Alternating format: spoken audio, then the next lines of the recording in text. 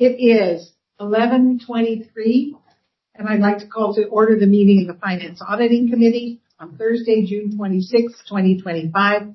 Today is my son's birthday. He's older than I am. Before we begin, please note this meeting is being recorded. Welcome to everyone joining us here in person, as well as those listening on the phone. If you would like to provide public input at today's meeting, or if you have not done so already, please let Thomas in the back. Is Thomas still there? Yes. Let Thomas in the back of the room or Justine on the call-in line know what items you would like to speak on today. Madam Secretary, please begin by calling the roll. Thank you. Director Devlin? Here. Giudice? Here. Hernandez is absent. Maston? Here. Rodoni? Here. Vice Chair Parr? Present. Chair Rabbit is absent. President Cochran? Here. Thank you. You are not a committee whole, but you have a quorum, and we also have Director Hill, so you can invite Director Hill to join your committee just to make sure he's not feeling lonely. Director Hill, would you be kind enough to join our committee? I would love to be. Good. It's an honor. We've got a lot going on. A good committee to be on today. Thank you. Please follow along by referring to the page numbers located on the bottom right-hand corner of the packet. We'll begin with agenda item number 3, which is ratification of previous actions by the Auditor Controller. The staff report begins on page 5, and Monique Spike of PFM is here. I think I saw her. Hi, Monique. Today to go over the PFM assessment report that begins on page 9. Please take us through your report, Monique. Welcome.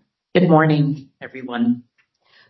Before we begin on a deep dive on the numbers, I just want to take a moment to acknowledge the environment we're in, because as you all know, we don't make investment decisions in a vacuum. And since I was last here, and I feel like I say this every month, but since I was last here, we've had a lot of changes in the market and the geopolitical environment.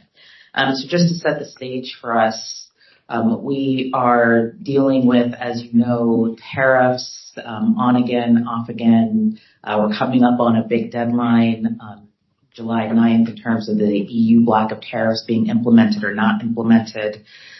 We have, relationships being fragmented with a lot of our partners, the tensions in the Middle East, with Israel and Iran and our involvement, and the ceasefire, which is fragile or not fragile. This has led to a lot of volatility in the markets, not only over the past few months, but we're essentially dealing with a day-to-day situation in terms of volatility. I mention that because it really underscores the importance of the strategy that we're implementing on the district's behalf for your investments. We invest the district's operating assets in short duration, which is generally short maturity, high quality, fixed income instruments. That includes corporate notes, federal agencies, U.S. Treasury notes.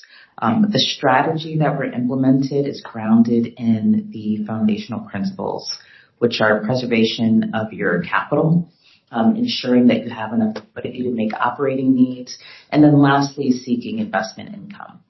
So as we've been operating in this environment, if you look at page 10 of the packet, interest rates have been, quite frankly, all over the place. You can see the month-to-month change on page 10 of the packet for the 2-year Treasury. Had a monthly yield increase between April and May of about 31 basis points. Today, the 2-year Treasury yield is back down to 3.77. So we lost about 20 basis points of that gain. And so that, again, just really shows you how each month there are wild swings in interest rates. Our strategy has and always will be to be diligent about the strategy. We're talking to your staff about cash flow needs to ensure that as this volatility is going on, we won't be in positions to have to liquidate securities in an emergent environment, meaning that we're well positioned for any cash flow needs, and we won't have to worry too much about what's going on day to day in the market. I also want to state that the Fed has pretty much held steady on their assertion that they are not going to be lowering interest rates in the near term until they get a little bit more clarity on how the the fiscal policy such as tariffs is really floating through the environment. So they did hold the federal funds target rate steady in the current range of 4.25 to 4.50. There has been some news over recent days that the White House would be announcing a successor to the chair of the FOMC, to Jerome Powell. The concern about that was that the White House is very much interested in someone who's just going to lower interest rates. And there was concerns that they would appoint someone which would make Chair Powell essentially a lame duck before the end of his term, which is in, I want to say, May of 2026. Now, about an hour ago, the White House said there's no plans to do so. I haven't checked my email or news in the last moment, so I don't know. But I think just, again, we're in this environment where, you know, news is up to the moment, things are up to the moment, but that conversation about the chair impacted interest rates in recent days. I have yet to see what the impact has been because I've been here. I will let you all know next month. This is a safe place today. You don't have to hear any of that. Yeah, I'm doing my best to keep up to the moment on news for you all.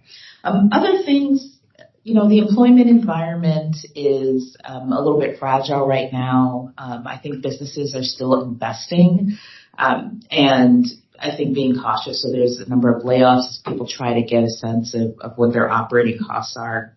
All this to say, we have a very strong credit process, and our credit process has only gotten stronger in recent years. I want to assure you that our credit team is diligently evaluating the impacts of fiscal policy, of monetary policy on the corporations that we invest in on your behalf. And so we're being very diligent about that. I'm going to move to the portfolio activity on page 17. Of your packet, because I just want to again emphasize that, you know, we have been actively managing your portfolio throughout. We've been able to continue to, you know, procure very attractive income and have focused on, you know, really good quality issuers for the portfolio. On page 19 of your packet, you can see the portfolio remains appropriately diversified. And we continue to, again, you know, speak with your staff on an ongoing basis to ensure that we're all aligned on your cash flow needs. And we are really leaning into the fundamentals in this time. And your portfolio is, you know, being monitored appropriately. And I'll continue to come and speak to you about what we're thinking and what we're seeing in the markets. But again, just continue to underscore that in the, you know, turmoil of the seas, we have a very steady approach, and we believe that the district's assets are well hedged and well protected right now. Thank you, Monique. I was thinking this morning on the way here that one of your personal assets is that you can tell us all of this in a very calm, reassuring manner and use all the right words. I wrote down some of the words: active, careful management, honest, professional. And I think we appreciate that. I think we probably go through the investment report from our own point of view, what makes us nervous about it. I'll say nervous. And we do trust that you and our staff spend an inordinate amount of time making sure that we can do what we need to do. So we appreciate that. Thank you. Any questions? I have a script here. Let me see what it says. This concludes the discussion on item number 3. Is there anyone from the public wishing to speak on this item? We have no speakers on this item. All right, thank you. May I have do we have people from the phone? We have no one on. All right. Thank you. May I have a motion on this item, please? So moved. Second. Thank you. I have a motion and a second. All those in favor, please say aye. Aye. Let the record show there was no opposition and that the motion passes. Thank you again. We will continue to item 4A, which is to authorize the budget transfers and adjustments, fiscal year 24-25 operating budget. Staff report begins on page 29, and Jennifer Minucci is here to present the report. Jennifer, I have to just tell you that I can't see you from over there. And I notice every once in a while you kind of pop up to make sure that whoever's in charge here knows When you're working on the chairs, we need lower ones over there so we can okay, so that we can see the financial people. All right, thank you. Jennifer, go ahead. Good morning. I think it's still good morning almost. Yes, I was just going to say it's nice to see the other side of the table because I can only see one side. Well, I think when they redid the carpet, they may have moved the tables around a little bit, or I'm getting a little tiny. All right, I'm here to present our annual report on budget transfers. And what this is, it's kind of an annual item that cleans up our budget to actuals. Falls within our district policy, and our district policy says it will be within 50,000 of each of our categories from budget to actual. So what we're doing here primarily, what we often do is you'll see we have transfers between bridge to bridge. So within bridge, they just recategorize them, make sure that we're fall within, but at bottom line, they're within budget. So bridge is going to move 820,000 between itself. Bus is going to move 200,000. And ferry is going to move $2.5 million between ferry and ferry. In addition, we are taking some money that bridge hasn't used, about $675,000, and that bus hasn't used, actually almost $2.6 million, and sending it over to ferry. And I told ferry it wasn't their fault. We have a rather large catch-up on depreciation for dredging. So dredging being a large project. When the accountants go through and they close the capital projects and they start the depreciation schedule, this was just a one-time catch-up. So ferry didn't go have a party somewhere of $5 million. It goes back into depreciation for the next set of capital projects. With that, I'm happy to answer any questions on this item. Any questions for Jennifer? Director Maston. Yeah. So all four divisions are transferring money from fringe benefits, but I don't see a transfer from payroll. If payroll's not decreasing, how are benefits showing a surplus? So, we budget certain amounts salaries and we budget certain amount on benefits. And on the benefits, what we also try to do when we do the budget transfers and find places that instead of doing, 100,000 here, 200,000 there, we find a chunk that has been unused. I would say mainly because we have some vacancies. And so those benefits aren't necessarily used, like health insurance or payroll benefits that are attached to that. I mean, I could have taken it from salaries as well, but we tend to take places where it's just easier to transfer in lump sums. So we have had significant salary savings this year also. Yeah. Okay. So are the payroll numbers staying high then, even? No, the payrolls, we're saving money on, we have a lot of vacancies intentionally because customers haven't come back. And so we have savings in salary as well as benefits. But for ease of use, Jennifer just picks one to transfer here. On another report, you can see where the savings are for the year. Later in the agenda, we have something that has our revenues and expenses, and we can point when we get to that item to the line that shows where the salary savings are as well as where the benefit savings are as well as other savings. So we're going to spend less money this year than we budgeted, which is good, which reduces our deficit for the current fiscal year. Okay. Thank you. Any other questions? Are there any comments from the public? No public comment for this item. Thank you. With no comments, do I have a motion on agenda item number 4A, please? So moved. Thank you. May I have a second? Thank you. All those in favor? Aye. Aye. Let the record show there's no opposition and the motion passes. Let's continue to 5A, which is to approve actions relative to the State of Good Repair Program. Staff report begins on page 35. And Jennifer, I think it's you again. All right. This is to request the board of directors to approve actions so that we could submit our third year for the State of Good Repair Program.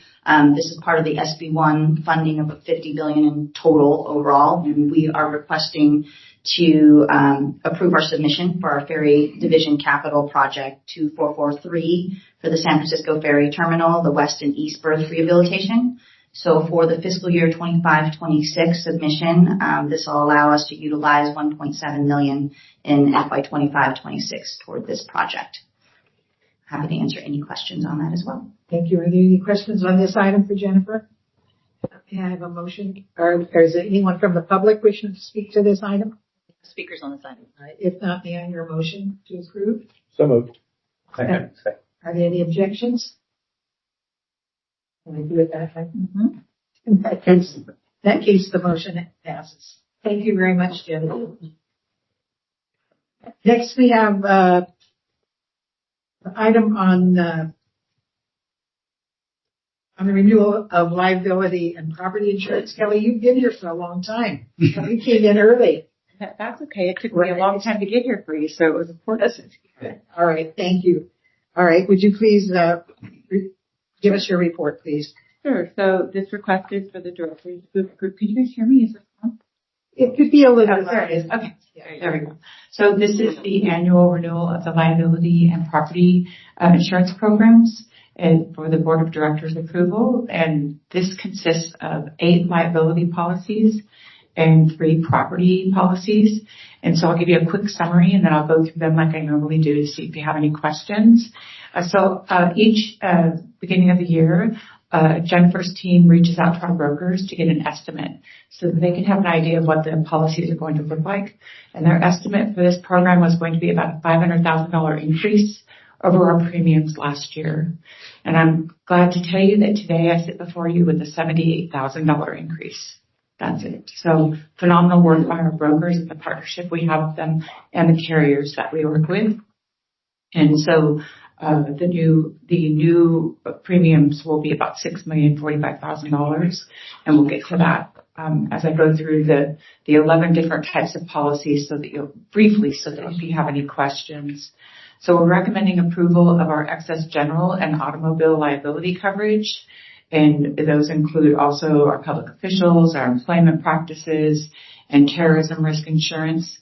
This is the biggest coverage, and this has an $85 million limit, and we have a self-insured retention, and we have $7.5 million for our auto liability, and we have $3 million retention for our general liability. Each year we reevaluate those based on losses to determine if we are having the right retentions, deductibles, if you will.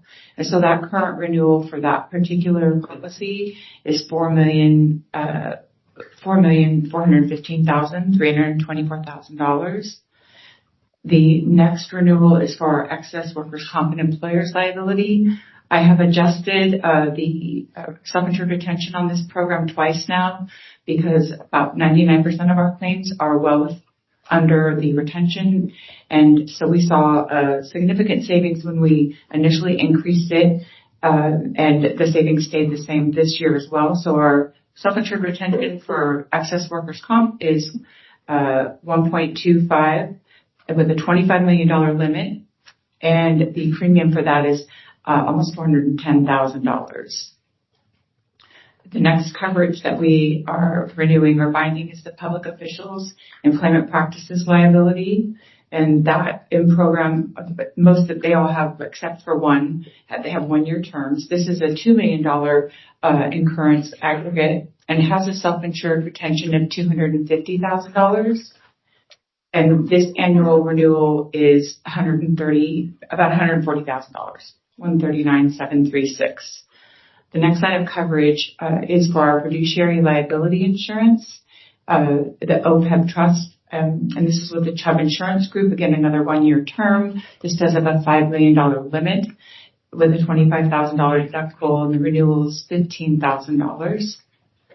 Our prime insurance policy with Zurich is a 3-year term, and it has a $10,000 deductible and a $1 million limit. This is renewing at just under $3,600. And then our cyber liability program. This program has continually improved over time because of the work that our IT department has done to enhance our security for social engineering and for authentication. And so this has a $5 million limit, $250,000 for social engineering, and we have a $50,000 self-insured retention, and the policy renewal is just under $55,000. And this particular insurance line was very helpful for us when we were involved in one of our vendors there was a phishing scheme that somebody did with their email. And through our vendor's email, they sent us a request to change how they were paid, and we were able to recoup all but $50,000 of the money. And we also changed our procedures for banking now too. So it was kind of I don't want to call it a win-win because you don't ever want to give away $50,000, but I think it was a good learning lesson for us, and they were a great partner with us to recoup the money. So that wraps up the the liability line. And then the remaining policies are through our property insurance program. We have 3 lines that we renew through there. And the biggest one is our property. And this year, like last year, I had worked with Joe previously before Jennifer stepped in, and we had wanted to increase the renewal for the property insurance because we do most of the repairs ourselves if there's anything that happens, and we don't have a lot of property claims. So we did this year. I pushed back and forth with AIG because they have been a partner for a really long time. I asked for our deductible to be at $500,000, and at first they only gave me a $25,000 credit. So I said, I'm breaking up with you. And then they came back and said, okay, we'll give you a $55,000 credit. So $55,000 credit is what we got for increasing the deductible. That premium is just about $195,000. And then with Marin Transit, we have to have an actual cash value program or a policy for those particular buses. And when we went to market at first, we were quoted about $50,000 for the coverage for those buses. And instead, we got a deductible of $50,000 and a renewal of about $29,000. So that was great savings on that one as well. And then the final one is just our restricted contingency reserve. The finance department sets aside money each year to for costs associated with physical damage and loss of revenue to the bridge. And so that, in a nutshell, is the summary of the policies. Does anybody have any questions about the coverage or the costs associated with them? Director Giudice? Thanks. Yeah, and that's a great summary on page 44. Environmental liability from $73,000 to 0. Because it's a 3-year term. Oh, so we pay, yes. Yeah. Perfect. Sorry about that. I missed that part because there's no premium attached. You're right. Yes. So it's $73,000 and we pay it once, but it's over 3 years. Thank you. Are there other questions of Kelly? I think we can all appreciate how hard this is to do. I mean, you give us one chart at the end of the time and you talk for 10 minutes and it's hard work and you're always clear and strong and you treat it as though it's your own money. Well, yeah, I want to need to have a job. Yes. I take care of them. We do appreciate that. Thank you. And there are some rules around that. Yeah. And we have such a great partnership with USI. You know, they work just as hard as I do. I always joke that during renewal process, I'm probably their worst client, but after we bind everything, that we're their best client. Because I do push and I ask a lot of questions. Well, why? Well, we're the Golden Gate Bridge. Why not? We'll look at our loss history. So, I mean, even with AIG, right? We did get like another $30,000 credit. So if you don't ask, the answer is always no. So that's my philosophy. Yep. Thank you so much. Are there any members of the public that want to comment on this item? We have no speakers for this item. Right. In that case, I think I need an approval. So moved. Second. Second. Any objection? Let the record show that the item was approved. Thank you so much, Kelly. Is there more? There's one more. Oh, I'm sorry. No. I went off my script again.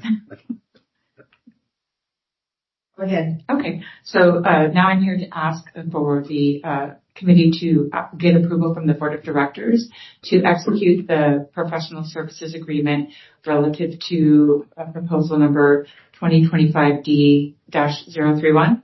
And this is for the third party administration for public liability, fleet claims, investigation, and adjustment services with George Hill's company. That is a mouthful.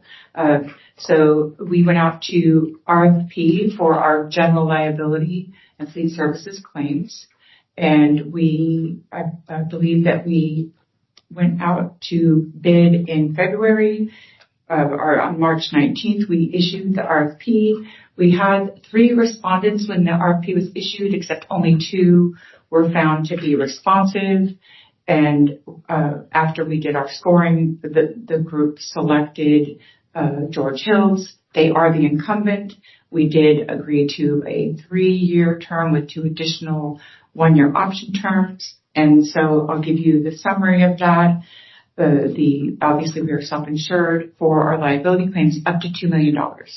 But we have used a third-party administrator to adjust the bus and public liability claims on its behalf for many years. The scope of these services includes the reviewing, the investigating, the adjusting, the defending, and settling of those liability, bus and public liability claims. And in doing this, we properly defend and maintain a positive relationship in the community, and that we have to be really specifically considerate of that, because most of the accidents that we're involved in are people around our surrounding areas. And so on March 19th, we did issue the RFP. As I stated, there were 3 firms that responded. Only 2 were found to be responsive. That was Carl Warren and George Hills. We reviewed the RFPs based on approach to scope of services, their qualifications and experience, the social equity and cost proposal. After considering the written proposals, the selection committee determined that George Hills met all of the needs and was best qualified to perform, and then in accordance with the evaluation criteria, they were selected. The reasons that we selected them were because of their strong transit and public agency experience, their strong Bay Area presence, there were no upcharges for litigation, they have strong data analytics and reporting that they provide to me, and they have a thorough knowledge of the district. We've been working together now for the last 5 years, and I feel like we've really got a really well-oiled machine. And then they do have a sophisticated RMS tool that they use for tracking and reporting. We felt that their price was fair and reasonable, and the total cost of the contract, including the option terms, is $1,141,152. And it works in each year. It's a little bit more in increments. It's $215,000 for the first year, almost $222,000 for the second, $228,000 for the third, and the 2 option years are $235,000 and $242,000 roughly. So that is a summary of the RFP for the liability program. If there are any questions. Thank you very much. Are there questions? Hearing no questions, is there anyone from the public that would like to speak to this item? I'm the speakers on this item. In that case, do I have a motion So moved. to approve? Second. I have a second. Thank you. Any objections? Let the record show that there was no opposition to the motion. Thank you, Kelly. Now, thank you. You're welcome very much. I know you've worked with George Hills for a long time, and I worked with them a long time ago. They're great. I'm thankful that they were the successor in this, because I feel like after the 5 years, we finally got things exactly the way we need them to be, so it worked out well. Now you speak the same language, David. Yes, thank you. All right, thank you very much. All right, let us move on to item 8, which is to adopt the Title VI equity analysis of the no cost or reduced cost interagency transfer pilot program. The staff reports on page 47, and you are not Ron Downing. No, I'm not. And I never have been. I'm Barbara Vincent. I'm a principal planner in our funding department. Welcome. And I'm in charge of almost all of our Title VI businesses here at the district.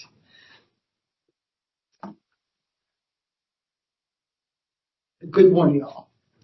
The item before you today is to request the committee to recommend to the board to adopt the findings of the Title VI analysis of the no cost and reduced cost interagency transfer pilot program. The board approved our participation in the pilot program in March, and today I'm bringing to you the Title VI analysis.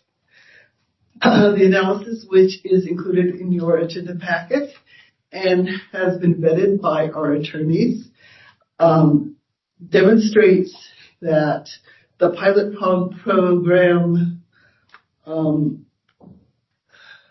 imposes no disparate impact on minority riders nor a disproportionate burden on low-income riders. With that, I can answer any questions you may have. And it's quite a lengthy report. Are there any questions for Barbara? I'm always personally amazed that you collect all that information in that department. Right? It's a lot of work, and our attorneys at Hanson Bridget really help out. It shows that you put a lot of time and work into it. Thank you. I Is appreciate there anyone from the public that would like to comment on this? I have no comments on item 8. If not, I could use a Could use a motion. So moved. Thank you. How about a Second. second? Thank you. I have a motion and a second. Hearing no objections, the motion passes. You know what happened? Well, I shouldn't say that. I look over and Dennis is doing something, and so I get distracted and I lose not only this, but that. It's always the GM's fault. It's always the GM's fault. Absolutely. All right, here we go. Let's continue on to item 9, which is to approve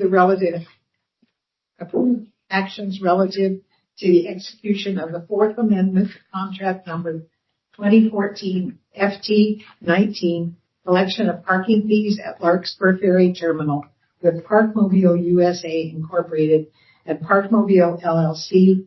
The staff report is located on page 73, and Jennifer is here to present the report. Jennifer, please proceed.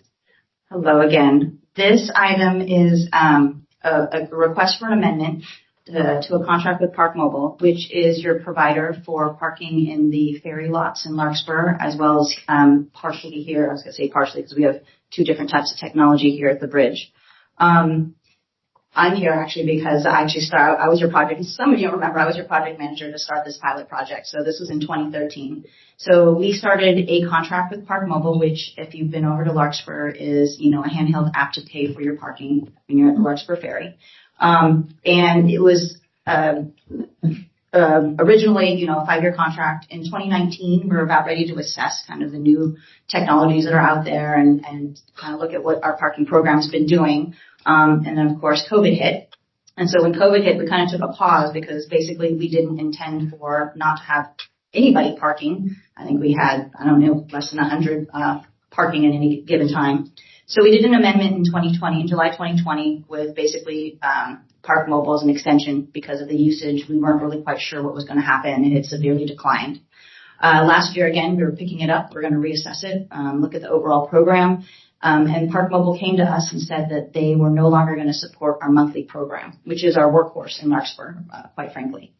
So we actually had to work with Park Mobile to come up with a solution so that we didn't have any disruption in the service for parking. We were able to kind of cobble it together. It's not perfect the way it is, but we want to make sure that we have those monthly options in place.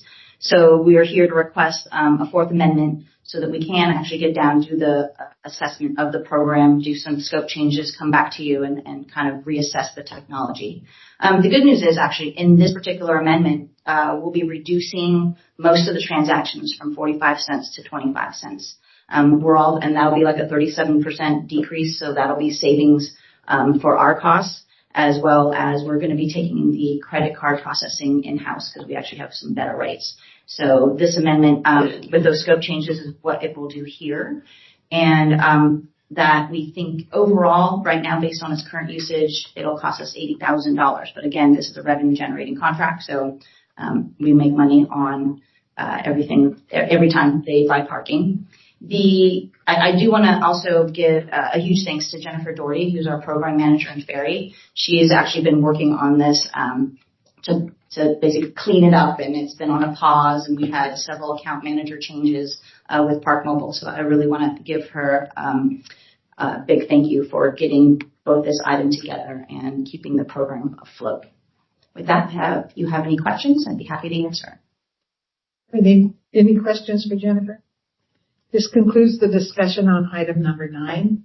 Are there any public wishing to speak on this item? We have no comments on this item. May I have a motion on item number 9? So moved. Thank you. May I have a second? Thank you.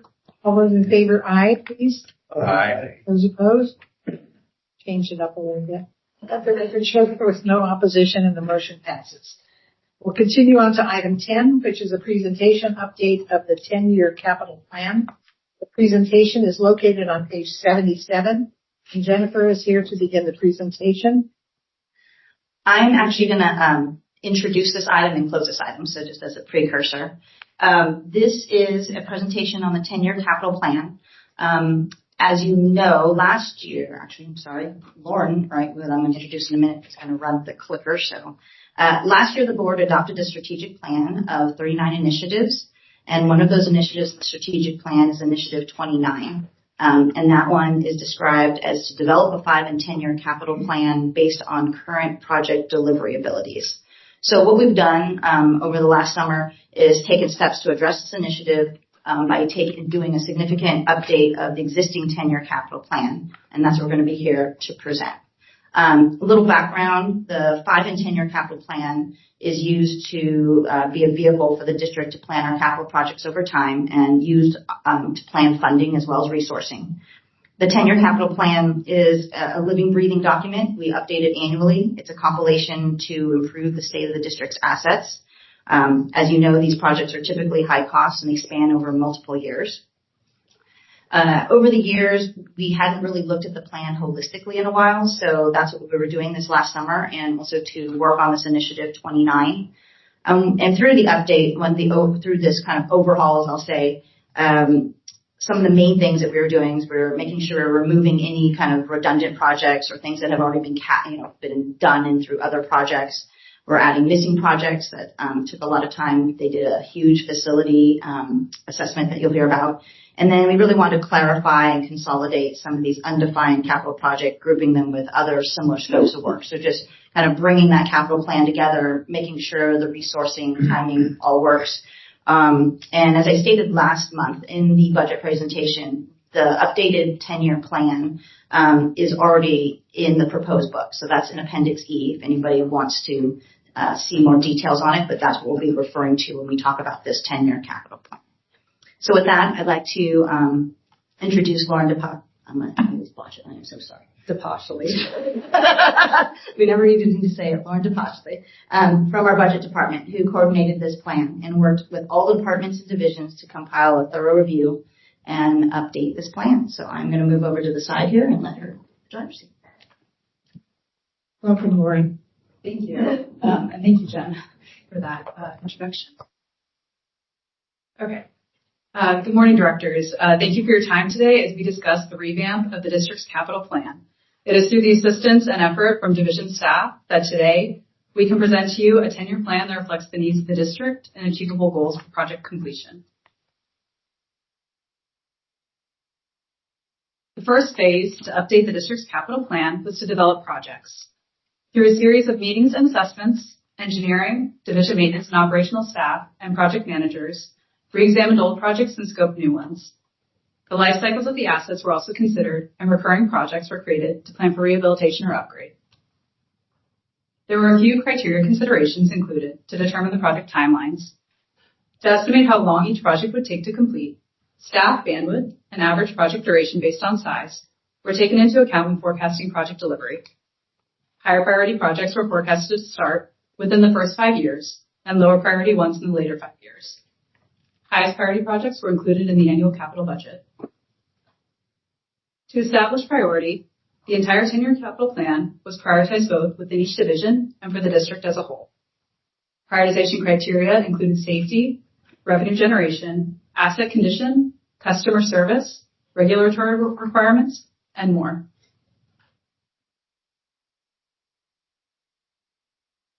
When discussions for project development were underway, there was one area where a more in-depth assessment was needed. Many projects relating to the district's facilities required more information regarding conditions. In this context, a facility would be the buildings and surrounding assets at a single location that the district uses to run its operations. For example, this toll plaza location with the administration building, maintenance shop, trailers, paint shop, and more would be considered a facility. To address the need for additional scoping, in October of 2024, staff performed facility assessments at the Bridge Toll Plaza, Larkspur and San Francisco Ferry Terminals, and bus locations San Rafael D1, Novato D2, Santa Rosa D3, San Francisco D4, and the San Rafael Transit Center. Staff walked through and around each building and the adjacent assets, examining all features from the roofs and HVACs to the paint and parking lots. We made note of everything the division said they were having issues with, wanted to improve, or assets that have a life cycle and require rehabilitation every certain number of years.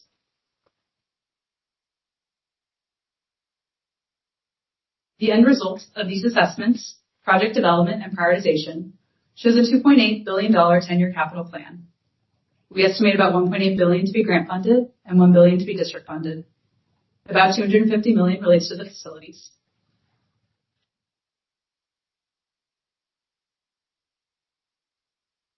Every year, with the annual budget, staff put together an updated 10-year capital plan.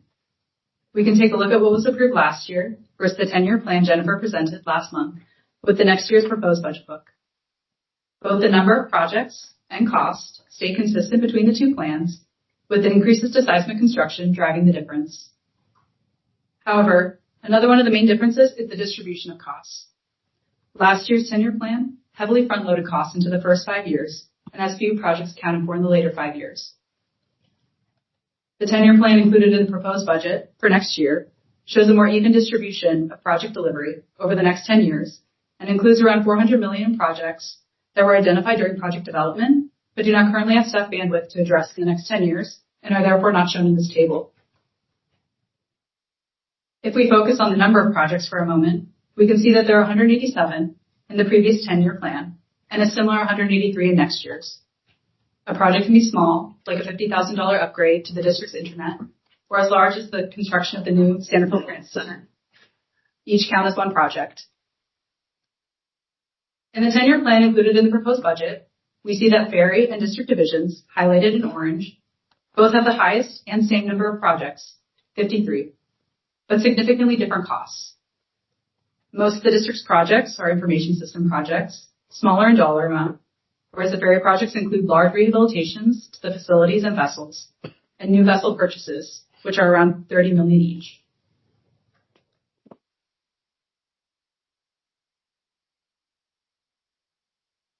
Digging a little deeper into the large cost drivers, this pie chart shows the breakdown of big categories that make up the $2.8 billion 10-year capital plan. A majority of it goes to seismic construction. Other projects outside of seismic construction that deal directly with the Golden Gate Bridge are included in the Golden Gate Bridge 9%. This would be projects like the South Viaduct Stringer Rehab or the main cable rehab. Information system and technology projects make up about 2%. This includes cybersecurity projects, software upgrades, and the ERP expansion project. Bus vehicle replacements are 4%. Ferry replacements and vessel rehabilitations are 11%. And includes the replacement of the Spaldings and the purchase of the Lewa. And lastly, the facilities, which require the most attention to update, make up 9%. When adding up the bus vehicle replacements, ferry replacements and rehab, and seismic construction, it makes up only 18 out of the 183 projects of the 10-year capital plan, yet make up 79% of the cost, or $2.2 billion.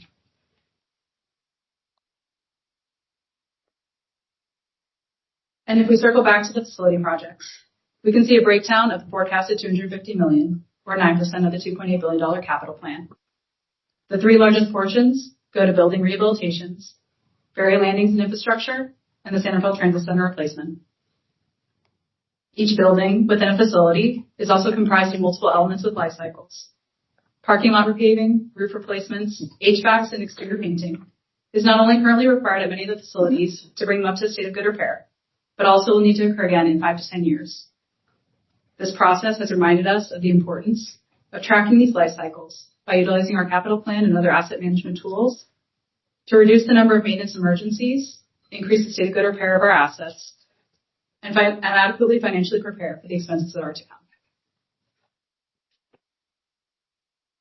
I'll hand it back over to Jennifer to summarize. All right. Thanks again. Lauren coordinated this whole project. She has a lot of players and has seen parts of the facilities I don't think I have ever seen in my 20 plus years here. So big thank you for all that coordination effort. I also really want to thank all the divisions and the departments for their coordination to get this. It's a huge undertaking, but I think what you've seen, it's resulted in a much more realistic and well thought out needs assessment and update of our projects, while also taking our resources into account. Again, this 10-year capital plan is in part of the proposed budget that we'll be taking up shortly. And we hope this also satisfies the Initiative 29 in your strategic plan. And with that, we are here happy to answer any questions. Thank you, Lauren and Jennifer. It's very well done, well presented. Thank you, Lauren. Are there any more questions? Are there any public comments? No public comments for this time. I don't believe this requires an action. So thank you very much. And we'll continue to item 11. Which is to approve, I think Jennifer gets to stay here, to approve the proposed fiscal year 2025-26 operating and capital budget. Are you checking to see if we brought ours? Yes, that was, I think, part of the question there. But no, all right, I am here for the duration, so here we are with the budget. Oh, look, they're all holding. And I think it is good afternoon. Finally. Check them all in, Jennifer. Oh, good. I love to see these. Love we tried a new green this year on our proposed book, so I can tell which year it is. All right, we are here to request approval of the proposed fiscal year 25-26 operating and capital budget. Since we did a thorough review last month, I don't plan to do a formal presentation, but I'd like to summarize some of the big points and reiterate the recommendation. So overall, this budget, as presented, does have a $26.4 million shortfall on paper, I say as a budget, that is to be funded out of reserves if needed, and it will use the last of our COVID relief one-time funding. The staff is we're comfortable with recommending this budget for next year's. We will see actually in the next couple of items, we've been actively managing our budget to actual in real time, and we trend the revenues, as you know, and it brought down the budget shortfall significantly. So the budget was built in February, so this has some conservative revenues, as Dennis knows it. Very conservative on the revenue side. And we've been lucky to see some growth this spring that seems to keep trending up. So we're hoping to see that continue. As you know, this budget also has a little room for some expansion, and we've been managing the bottom line with customer demands, as well as we've had some vacancies that we've been monitoring. So next year we do intend, as we know this is not a sustainable way to be budgeting, we will be focusing next year on kind of bringing a more balanced budget and start having that conversation and make sure that we still ensure that the reserves are set aside for the capital budget and the capital project implementation. I do want to note in this budget item, it's usually a cut and paste, but we did have a question that we wanted to make sure was answered. So in Appendix A, it's a simple, someone had asked, what was the difference, cost increases from 24-25 to 25-26. So just an answer there, but really it's the 3.5% increase in most the coalition salaries, as well as the bus operators, which is on a different schedule, as well as we've talked earlier that the ferry dredging project had this one-time catch-up at about $5 million. So that was the main difference between actual to actual, as I'll say. There is in the budget a $9.7 million, as we call, payback to ourselves. So we estimated in February that we would probably be about $9.7 million over that we were going to have to use from reserves. And so in the budget, it contemplates that. In real time, we're seeing that is not anywhere near 9.7. So we're happy to report, that we are much closer to, I'm still being conservative, Dennis, at $3 million. So we'll see how we end the year, but we'll talk a little bit about that. But I wanted to just note that as well. With that, I do, and this is part of a Joe Wire training, because this is the budget and you have, approvals on certain recommendations. If you wouldn't mind, let me just read them out so you know what you are approving as part of this budget process. So you're going to authorize everything that's contained in the budget, which includes our goals, accomplishments, the reserve structure. It also includes the proposed changes to positions that we did talk about last month, and the proposed update 10-year plan that we just reviewed in the last item. It does include salary increases for coalition, non-represented, the painters, and the ATU administration employees. It does not include anything for the ATU bus operators right now, as that's still under negotiation and open. If that changes, depending on the timing, we will be adding that to the adopted budget.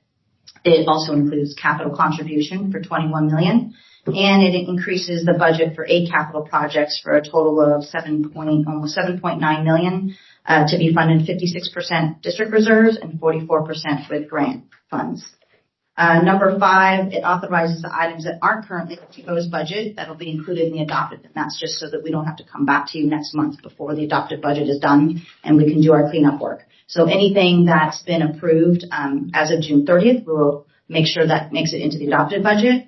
Anything that's carried over on the capital side as authorized by the general manager. So whatever actuals come in that weren't in the budget book in the capital, we roll over into the book. We also have the authorization to move any capital projects that are, quote, on the list that are not technically in the budget. And we do that for resourcing so that we don't have an over budget, but that's an authorization as staff resources become available that they can work on capital projects. And it finally includes budget transfers as needed. As we went through the budget transfers now, it's only as good as May. So if things change in June, we don't have to come back in August to approve that. It'll just be part of the book overall, and we try to keep that book as up to date as we can. All right, with that, I'm happy to answer any questions, but we request approval of the fiscal year 25-26 proposed budget. Are there any questions for Jennifer? Okay. Are there any members of the public that would like to speak to this item? Chris, did you have a question? Just wondering when we dredge again. 8 years? About 5. 5? Every 5 to 6 years? Yeah. It varies based on how fast it silts up, which is, Mother Nature. Yeah. But John's team does periodic bathymetric surveys to check the depths, and they get out ahead of it. So we've never had shallow water interfere with our ability to operate our ferry service. Thank you for that. Other questions? Other comments? Since this is the budget, we do need a motion on this item. Could I have a motion to approve this? So moved. Thank you. May I have a second? Second. Any objections? Okay, all those, we'll assume everyone else is in favor of it, and it will move on to the board meeting tomorrow night. Or tomorrow. Tomorrow night? We have been on the road. At a dinner Some of party. you have. Since 6:30 this morning, it feels like night at my time. Okay. We'll continue on item 12, which is the status report of the fiscal year 24-25 budget. The staff report begins on page 99, and Jennifer is also presenting this one. Jennifer. Okay, I'll slow down talking. I wanted to make sure we had a quorum for that last one to make sure we were able to have a vote. All right, this is the budget status report. As I was just saying, when the purpose of this report has actually been interesting because when we did it in COVID, we weren't quite sure. If you turn to page 101 of your packet. 101 is our favorite page. 101, yes. That's a good one, right? This helps track us budget to actual, right? We started out on paper at $36.2 million. And if you look all the way down to the dark bold line, we're only now on paper, or we're on almost 2.8 million. And I always have to kind of put you, as you know, we have unrealized market gain value, so that's just paper money. We would have been 11.8 million overall, but still coming from 36 million on paper. And this is kind of the realistic deficit. I think really goes to show how the staff we are really paying attention on the bottom lines. We are trending out those revenues. And that in itself makes it really valuable as we see how that works. So I'm happy to answer any questions on this. Are there any questions for Jennifer on this one? Thank you, Jennifer. There's no action associated with this one. We'll move on to number 13, which is the monthly review of Golden Gate Bridge traffic tolls and bus and ferry transit patronage fares, as well as item 14, the statement of revenue and expenses, and 14B, the monthly statement of capital programs and expenditures.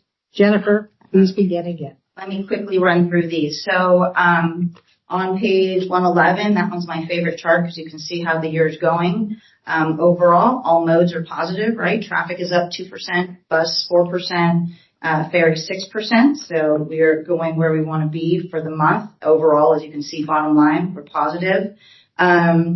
I know there was a question on fare revenue. It does vary on the months. We have some timing for one, just when we get cash versus, getting all the counts in. So that might be some of it as the months go, but overall we're trending, in the right direction. As you know, we have toll fares, increases on an annual basis. So that helps from year to year.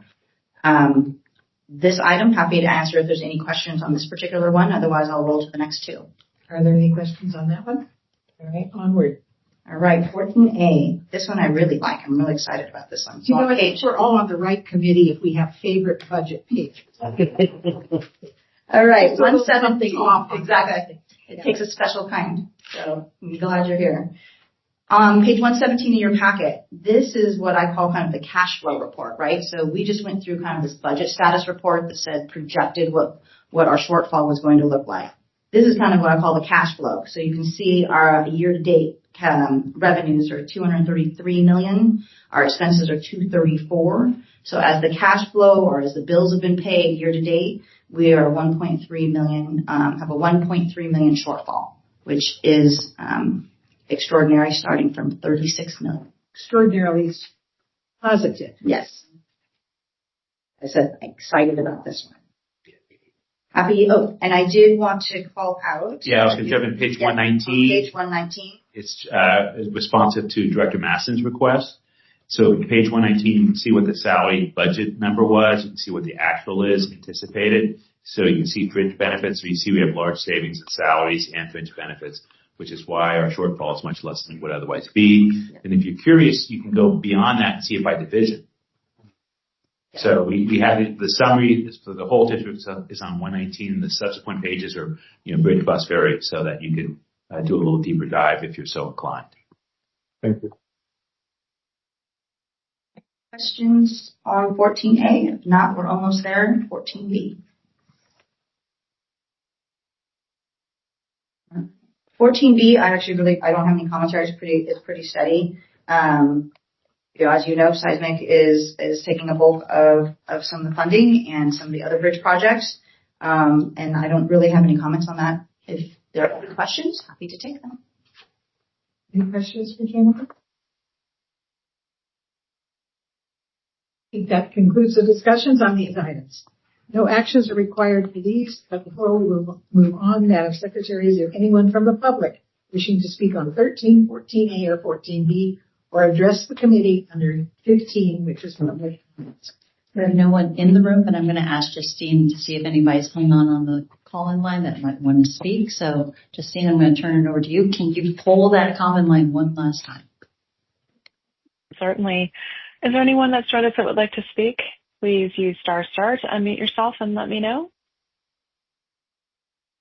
Again, if you have any public comment, please press ** to unmute yourself and let me know.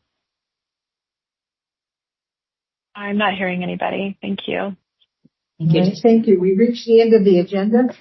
May I have a motion to adjourn the meeting? And I have to tell you something funny before you do that. On the script, it says pause for response. We never have to pause for a response to end the meeting, right? Right. May I have a motion to adjourn the meeting? So How about a second? Thank you. Hearing no objections, this concludes the meeting of the Finance-Auditing Committee. Thank you, colleagues. The time is 12:20 p.m.